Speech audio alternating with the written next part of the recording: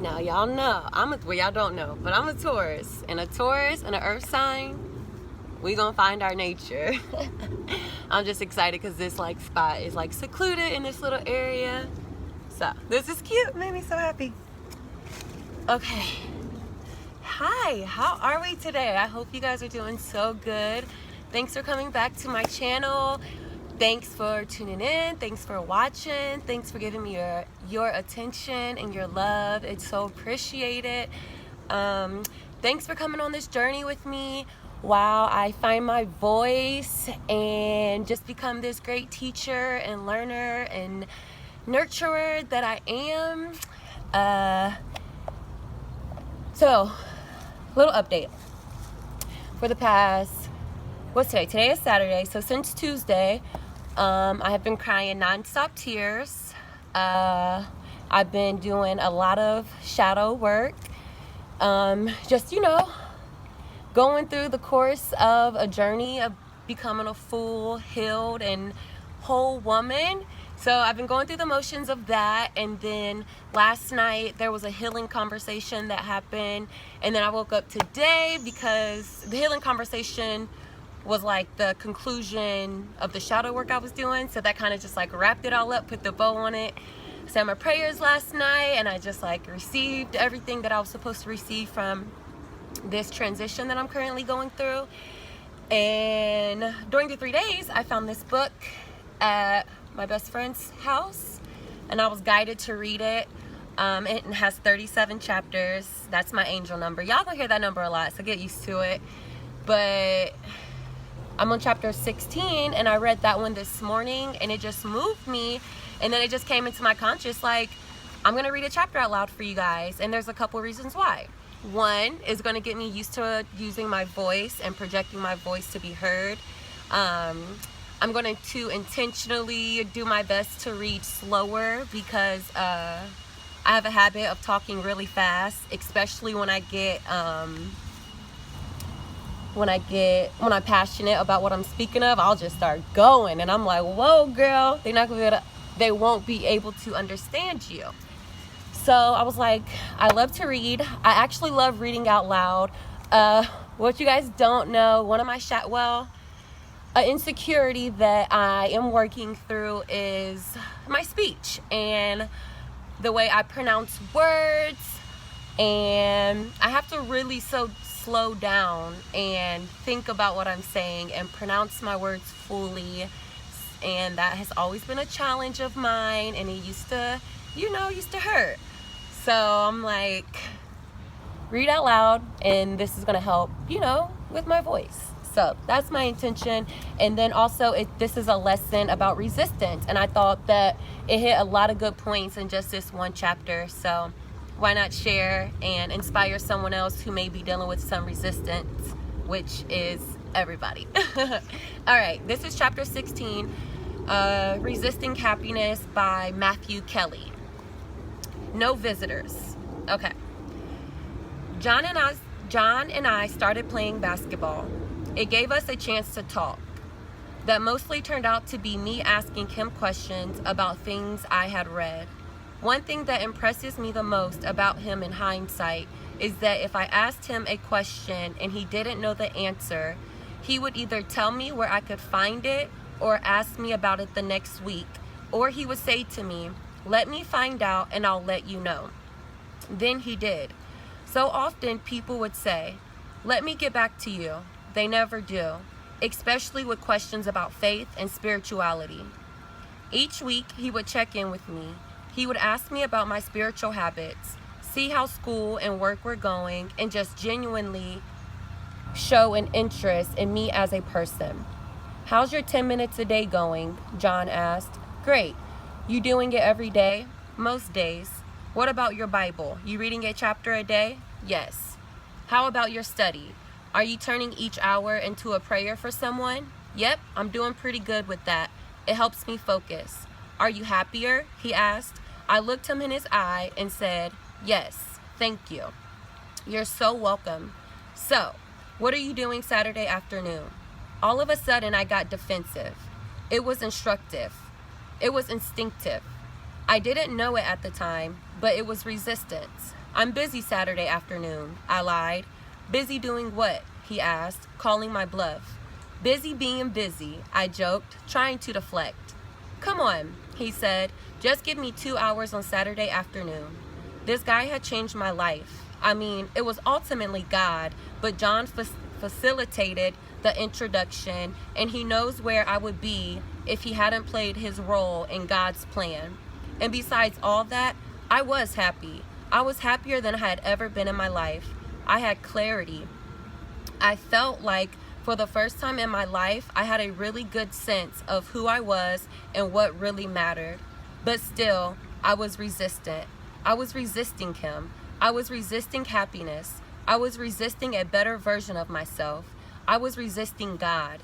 Even though every time I took the next step, John invited me to take, I was always glad I did. I still resisted every next step. By now, we were 6 or 8 months into the process. Of course, I had no idea it was a process, but he had a beautiful plan. I've only asked you to do 3 things, he said. Have those things made you happier, made you a better person, help you get close to God? Absolutely, I replied. Then why are you so resistant? I just looked at him. Since then, I have seen resistance everywhere. I see it in myself, my wife, my children, my colleagues at work, my brothers, and my friends. I see it in the workplace, and I see it in my parish. Understanding this resistance is essential to understanding people, how they live, why they do what they do, and why relationships are healthy or dysfunctional. It's essential to understanding ourselves. Come on, give me 2 hours Saturday afternoon, he persisted. I'll pick you up at your place at 2 o'clock. Reluctantly, I agreed. On Saturday, he picked me up and we drove for about 15 minutes into a neighboring suburb. Where are we going? I asked. You'll see. He stopped in front of a nursing home. He opened the back door of the car and pulled a box of chocolates out of his briefcase. I was thinking we must be visiting someone he knew. We went into the nursing home and he walked up to the nurse's station and asked, is there anybody here who doesn't get many visitors? Turn right here, walk down the hallway, go in any door, and you will be in the right room. Now, there's something you need to know about me. I'm an introvert. I know. I get up there and speak to all those thousands of people, but that is different. I'm home up there, comfortable and relaxed. But put me in a small social gathering with 20 people I don't know, and I'd be quite happy standing in the corner people watching. So walking into a stranger's room in a nursing home wasn't in my comfort zone. John walked up to the first door, knocked, waited to be invited in, went in, introduced himself, introduced me, and offered the gentleman, who was probably in his mid-70s, a chocolate. The man invited us to sit down, and he started talking to us as if he had been on a desert island for 10 years and we were the first people he had seen since. After about 10 minutes, John got up, thanking the man for his time with a grace that reminded me of my father. My dad had this ability to do someone a favor and at the same time make the person feel like he or she was doing him a favor. I didn't realize it at the time, but this old man was doing me a favor. We moved to the next room. He did the same thing. John knocked. We went in. He introduced us, offered the elderly woman a chocolate, sat down, and simply talked to her. This was my first intense encounter with loneliness. I had seen a kid at school sitting alone at lunchtime. I had been the kid sitting alone at lunchtime, but this was different. This was a profoundly sad loneliness that seemed unnecessary and on some level inhumane. Little did I know that in the coming decade, I would develop a very intimate relationship with loneliness myself. I published my first book when I was 19 and started speaking and traveling a few months later at 20. When I sit down and think about my 20s, I find it very difficult to remember things in a cohesive and chronological way. During that decade, I averaged more than 250 days each year on the road. People joke about it, but I would literally wake up and not know where I was. It wasn't until late in that decade that I settled in the United States. So for most of it, I was caught between two continents, moving back and forth between Australia and America. I was lonely, disconnected, and rootless, but I didn't realize it. Let's let that pass.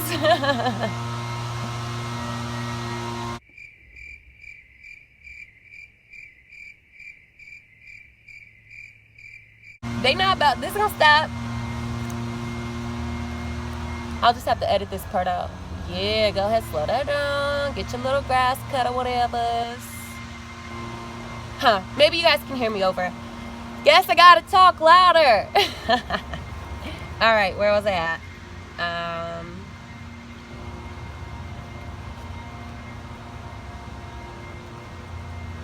I was lonely, disconnected, and rootless, but I didn't realize it. The momentum of my life and the excitement of it all had lifted me from the ground and was carrying me along like a potato chip bag in a strong wind.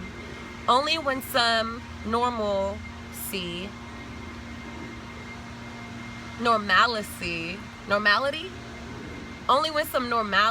entered my life did I realize how very unhealthy all that traveling can be. Life on the road is not natural. It is a rootless experience. The nomadic life wasn't for me. It wasn't until many years later when I was married that I realized how desperately lonely I was during those years. I remember waking up one morning about a week after Maggie and I got back from our honeymoon. I walked into the kitchen and sat down. We had breakfast together and had the most ordinary conversation, but I remember thinking to myself, wow, this is really fabulous.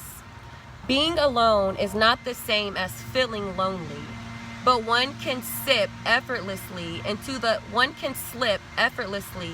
other without a moment's notice. Perhaps this is why people obsess about ensuring they always have plans and always have someone around. The fear of being alone is the father of many relationships that never should have been. When we choose to be with someone because we are afraid of being alone, we dishonor ourselves and the other person. The loneliness, of course, served a purpose. It is a great teacher. It's a form of pain, and pain can be a ruthless teacher. You put your hand on the hot stove and you learn not to do that again. But that can be a brutal lesson. Loneliness is not brutal like that, but it can be very painful. But it can be a painful way to learn. Interestingly, solitude is the cure for loneliness. Hold up, y'all. This is funny.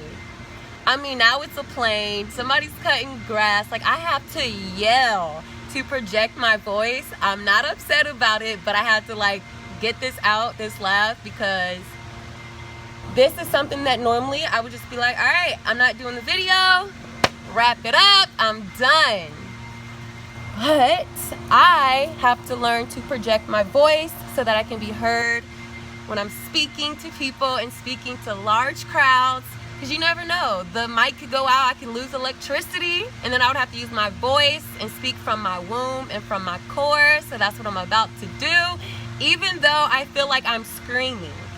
And I guess I won't know if I'm screaming or if y'all can hear me until I watch this back. So I'm gonna just keep going. Please stay tuned in, because the message is under the noise. Woo! This is fun. Okay. Interestingly, solitude is the cure for loneliness. When we are afraid of being alone, we should go into it. Dive deep into it. Solitude teaches profound lessons, especially about ourselves. Feeling lonely has value. Sometimes we need to turn inward to discover what we need to hold on to and what we need to let go of. One of life's most essential lessons is learning to be alone. In many ways, I believe that we learn to be comfortable alone, and more than that, to enjoy our own company. We are not really ready to live a bold and passionate life. And until we learn this lesson, we are unconditionally unprepared to be in any kind of significant relationship with another person. A 30-year-old woman is more comfortable saying no when a man asks her out on a date.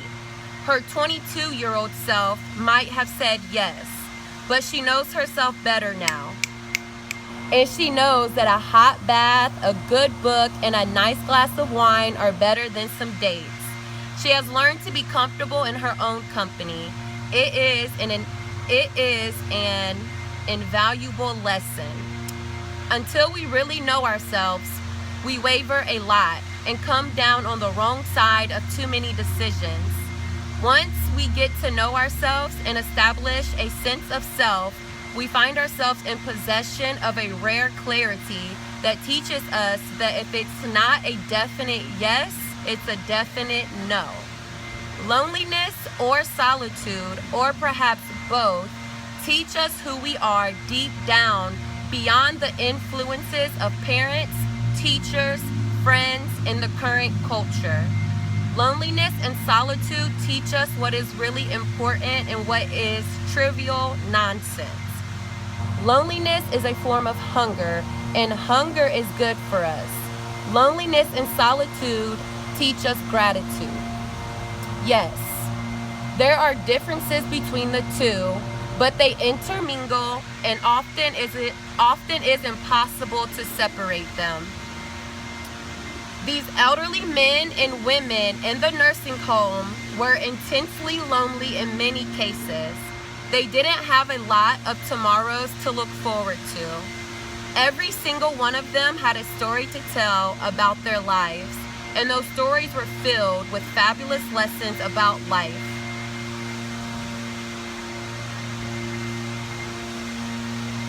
That's extremely loud. Ah! I love it, but I'm not going to give in. It will pass. I don't hear it. It's quiet. It's peaceful. It's calm. It's still. All I can hear is Mother Nature. I hear the trees. I hear the water.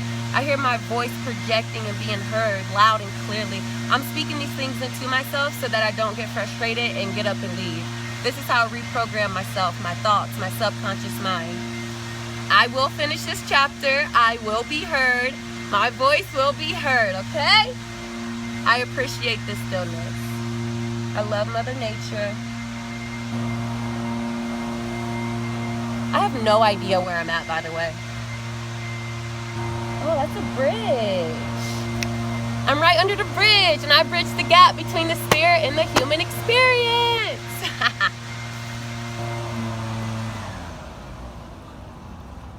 What'd that take? A few minutes? Back to stillness and silence. Okay. Start right here. Yes. There are differences between the two, but they intermingle, and often it is impossible to separate them. These elderly men and women in the nursing home were intensely lonely in many cases, and they didn't have a lot of tomorrows to look forward to. Every single one of them had a story to tell about their lives, and those stories were filled with fabulous lessons about life, love, work, success, failure, marriage, parenting, hopes and dreams, fears and regrets, but they had nobody to tell their stories to. John and I went from room to room for 2 hours. At the time, I was about 16 years old, and toward the end of each of these short visits, John would ask the person, "What were you doing when you were 16?" After listening to each person's answer, he would point to me and say, "This young man is 16 years old. What advice do you have for him?" Answering that single question revealed their hopes, dreams, values, and regrets. It was an education in itself. 1,000 times since then, I have wished I had recorded their answers. I spent many Saturday afternoons at that nursing home and others in the area. At first, I would always go with John, but after a few months, I started going on my own. I even tried to take some of my friends from high school. They just thought I was crazy. In all honesty, I don't know why I went as often as I did. I didn't like going. I never got comfortable with it, but I suppose somewhere deep inside, I knew it was good for them and good for me. And there was no mistaking the fact that each time I walked in the door, I was making their day. I suppose we all need a chance to get outside of ourselves and serve other people. It seems that earlier in life we get this chance in a real and tangible way, a chance to serve others, know that we have worth, discover our innate ability to make a difference in other people's lives, the better off we are. And that's the end. And then he has a key point, and the key point is we keep resisting God even after we are convinced that his way is the best way, or her way. Action step: visit the lonely. Somewhere not too far from where you live, someone is saying a prayer. He is asking God to send someone to visit him and lift him up out of the depths of his loneliness. God wants you to help answer that prayer. Can you see?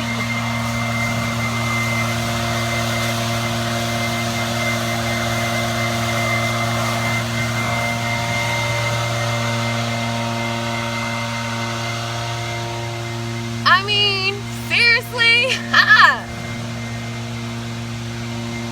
I kind of want to scare the fuck out of him. He don't even know I'm down here.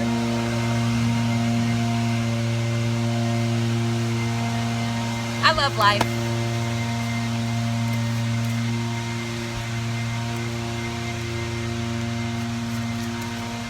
Let me show y'all where I'm sitting.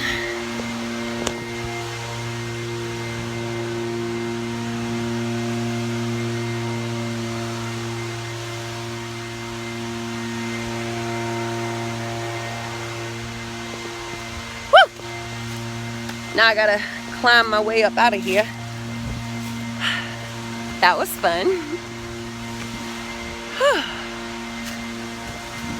Jesus, why you do that? I made it through and I didn't sweat that much.